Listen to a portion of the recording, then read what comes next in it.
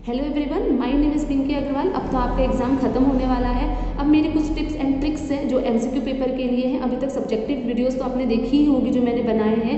अब आपके लिए ये ऑब्जेक्टिव पेपर्स के लिए है, एमसीक्यू पेपर के लिए जो बहुत ज़्यादा इंपॉर्टेंट है, क्योंकि एमसीक्यू पेपर एक ऐसा होता है जिसमें आप एग्रीगेट अपना ला पाते हो, कहीं ना कहीं आप एग्जाम्सन ला पाते हो। एग्रीगेट सबसे ज़्यादा इंपॉर्टेंट होता है बिकॉज लोगों का जो नंबर रुकता है वो एग्रीगेट में रुकता है। तो ये एमसीक्यू पेपर से आप एग्रीगेट अपने नंबर्स को ला पाते हो। और मैंने एग्जाम्सन भी लाया था और एग्रीगेट में काफ़ी अच्छा इससे आया था। ठीक है, तो वही टिप्स मैं आपको भी बताने वाली हूँ जो मैंने अपने टाइम में फॉलो किया था। जैसे कि अगर मानिए आपका कल टैक्स का पेपर है, ठीक है, तो टैक्स का पेपर आपको पता ही होगा डीटी लोगों को बहुत हार्ड होता है और एक्चुअल में डीटी हार्ड है।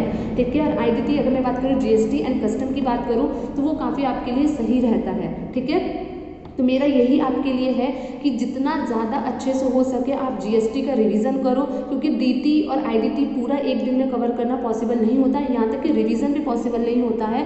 तो जितना हो सके आप जीएसटी एंड कस्टम पे अपनी कमांड बनाओ ताकि वो आप ला पाओ। और ऐसा तो है नहीं कि आपने डीटी पढ़ा नहीं होगा, तो जितने आप रिविजन कर पा रहे हो, जितना आपके पास टाइम है, तो आप डीटी भी पढ़ के जाओ। ठीक है, तो कुछ ट्रिक्स से जैसे आप क्या कर सकते हो, जैसे सबसे पहले ये होना चाहिए एमसीक्यू पेपर में कि कभी भी लाइन वाइज सॉल्व करने की कोशिश मत करना। इट मीन सबसे ज़्यादा यही होता है कि जो आपको आ रहा है आप उसको सॉल्व करो पहले। ठीक है, मतलब अगर आपको डीटी में से कुछ क्वेश्चन आ रहे हैं तो डीटी करो, आईडीटी आ रहा है तो आईडीटी करो, कस्टम आ रहा है तो कस्टम करो। मतलब पहले क्या होना चाहिए कि आपको जो क्वेश्चन आ रहे हैं आप उस क्वेश्चन को करो। ठीक है, उसके बाद आप काउंट करो कि ऐसे कितने आपके क्वेश्चंस हैं जिसपे आप अपना 40 से 50, मतलब अगर मान लो अपने 50 क्वेश्चंस किए जो आपको आ रहे हैं, तो आप उसमें 100% श्योर होना चाहिए। आपको इसमें वो डाउट नहीं होना चाहिए कि यार इसमें मेरा एक नंबर भी कट सकता है, बिल्कुल नहीं। तो पहले आपको पूरे 100 नंबर में से कुछ ऐसे आपको करने चाहिए जो आपको 100% श्योर है, उसकी काउंटिंग करो, देन उसको साइड करो। उसके बाद आप वो क्वेश्चन अटैम्प्ट करो जिसमें आपको 50-50 चांस लग रहा है।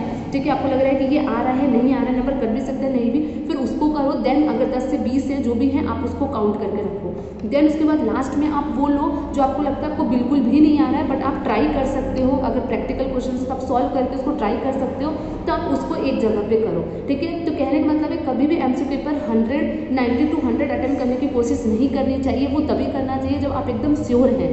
आपको नॉर्मली यही कहा जाता है कि एमसीक्यू में आप 70 to 80 ही करके आओ।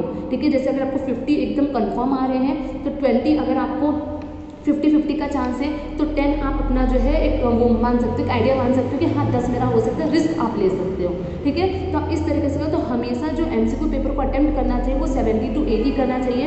80 to 85 या 90 आप तभी करो जब आप एकदम श्योर हो, तभी करो, क्योंकि माइनस मार्किंग होती है और हमें लगता है ना कि यार 0.25 ही तो कटेगा, बट वो बहुत ज़्यादा नंबर कट जाते हैं एमसीक्यू में, वो आपको समझ में नहीं आता है, बट एक एक नंबर से लोगों का एग्जाम्शन रुक जाता है। ठीक है, तो आपको अपना ट्रिक कैसे फॉलो करना चाहिए कि सबसे पहले एकदम श्योर वाले क्वेश्चंस करो, उसकी काउंटिंग करके उसके आइडिया से 50-50 वालों को करो, फिर उसकी काउंटिंग से जो आपको रिस्क लेना है जिसमें आप एकदम श्योर ही नहीं हो फिर आप उसको करो। तो इस तरीके से आपको अपने पेपर को अटेम्प्ट करना चाहिए और जितने सही तरीके से हो सके आपको वो पेपर अटेम्प्ट करना है। कभी भी ज़्यादा क्वेश्चंस अटेम्प्ट करने की कोशिश नहीं करनी चाहिए बिकॉज ऑफ माइनस मार्किंग हो जाती है। ठीक है, एफएसएम के पेपर में भी आप यही करो। एफएसएम में आप एसएम बहुत अच्छे से पढ़ के जाना क्योंकि वो पूरा थ्योरी होता है। हाँ, एसएम में थ्योरी आपको फंसाता जरूर है लेकिन आपको नंबर भी दिलाता है। ठीक है, और बाकी एफएम उतना हार्ड नहीं आता है।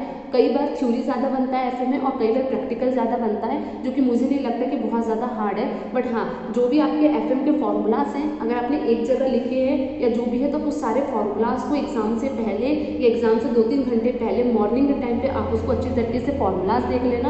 और ऐसे में बहुत ज़्यादा चैप्टर्स नहीं है तो आप उसका भी अच्छे तरीके से रिविजन कर सकते हो। ठीक है, इस तरीके से आप जो है दोनों चीज़ों को बैलेंस करके चलो। एंड अगर मैं बात करूँ टेक्स्ट की वो चीज़ तो आपको बोलने में लगता है बट कुछ चीज़ें बहुत ज़्यादा ट्रिकी होती हैं। जैसे अगर डीटी की बात करती हूँ तो डीटी में कुछ चीज़ें ऐसी होती हैं जो कि एक एक पॉइंट से आप अपने आंसर को पकड़ सकते हो। ठीक है, जैसे कि आपको लगता है कि डीटी में बहुत लेंथी क्वेश्चंस हैं बट कुछ ट्रिक्स होती हैं जो कि आपको प्रैक्टिस करने से ही आती हैं। तो इस टाइम पे आपको सिर्फ और सिर्फ रिवीजन फोकस करना है क्योंकि प्रैक्टिस करने का आपके पास टाइम बिल्कुल भी नहीं है। बट हाँ, फोकस करो जितने हो सके फॉर्मूलाज को देखो। ठीक है, तो ये मेरी कुछ ट्रिक्स थी जो आपको फॉलो करनी चाहिए और आई होप सो कि आपका एग्जाम्सन आए, एग्रीगेट में आप जो है नंबर ला पाओ। ठीक है, अब एग्जाम खत्म होने के बाद मैं और भी कुछ चीज़ें आपके साथ शेयर करूंगी कि आपको उसके बाद क्या करना है। इसी तरीके से अगर आपको वीडियो पसंद आई होगी तो आप लाइक करो, सब्सक्राइब करो, बेल आइकन में प्रेस करो और कुछ भी पूछना है, कुछ भी जानना है तो कॉमेंट करो। Thank you so much.